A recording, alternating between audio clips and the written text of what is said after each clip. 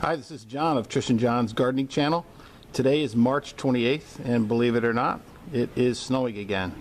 Hopefully this is our last snowfall of the season. We're only supposed to get a couple inches today, but it looks like we've already got 1 inch or so.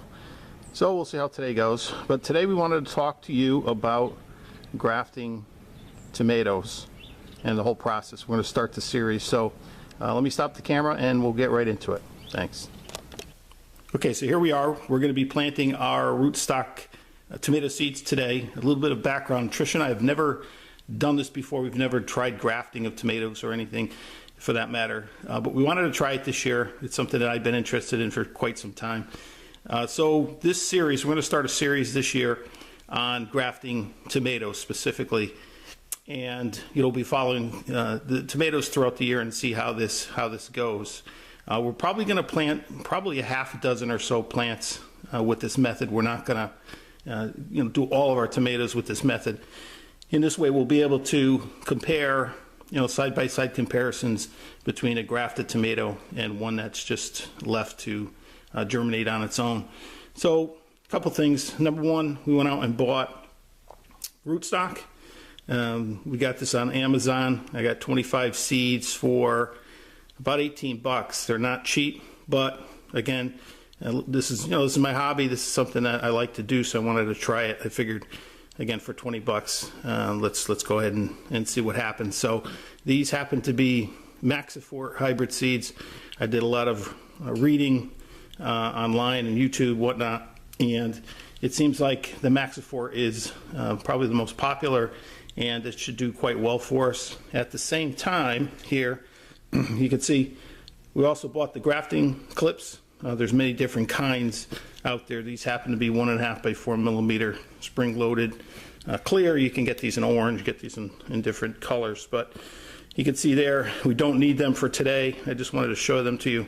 We won't need them for probably 4, 5, 6 weeks. Okay, so we're going to be planting today 10 pots. I don't know if you can see all of them here, but there's 9 here and there's 1 here that we'll talk about. I put them in a water bath just to get the soil nice and moist before I go ahead and plant the seeds. Now, if you're familiar with some of our other videos on planting peppers, you'll know that we use these net pots, and we do an air pruning method. We're going to do the same thing with our tomatoes this year. I think it's a valid method.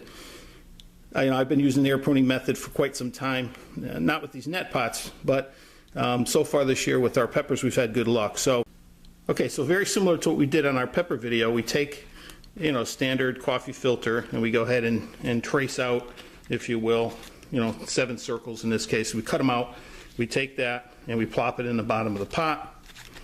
I do that because there's a little bit of larger holes down there in the bottom of this, these net pots, and I don't want to lose too much soil directly through the bottom.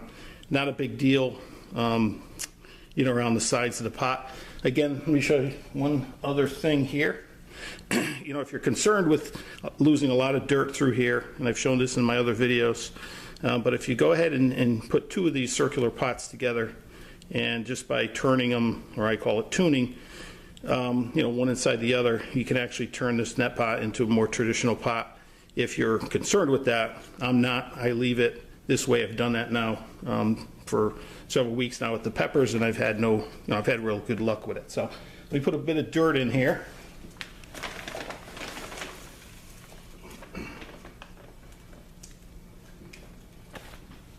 Okay, so what you're going to notice, I just want to show you, we only fill this up maybe 2/3 full. A little more than half. I do that purposefully because when I plant my seeds at this level of the soil, as the tomatoes come up, and especially I think with the rootstock seeds that we're going to be working with today, as the tomatoes come up and the stems grow, I'm going to backfill.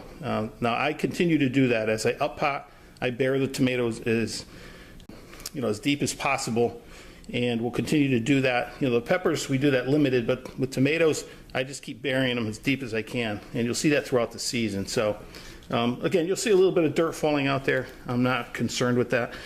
That happens until you really get some moisture in there, and it kind of binds together. It really isn't a problem.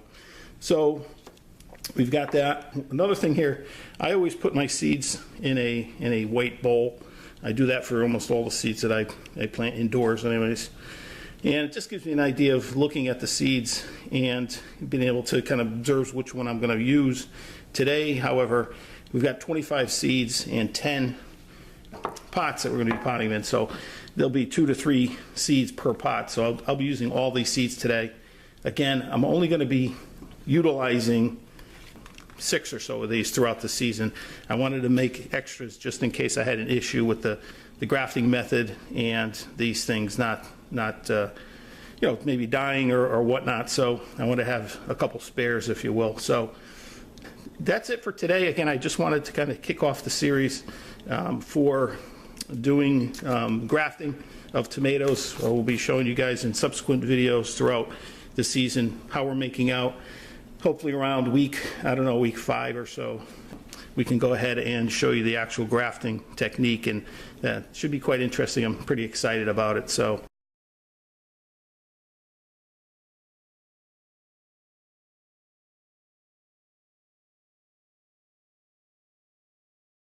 that's it for today. Again, have a really good day, and we will be giving you an update probably in another week, maybe 2 weeks. We'll give you an update on where we are, and we'll kind of go from there. Okay? If you like this video, please go ahead and like us on YouTube and share this with your friends. And if you haven't already done so, please subscribe. We'd like to get as many subscribers as we can, and kind of share our love of gardening and what we're doing here. So talk to you soon, and have a really good day. Thanks.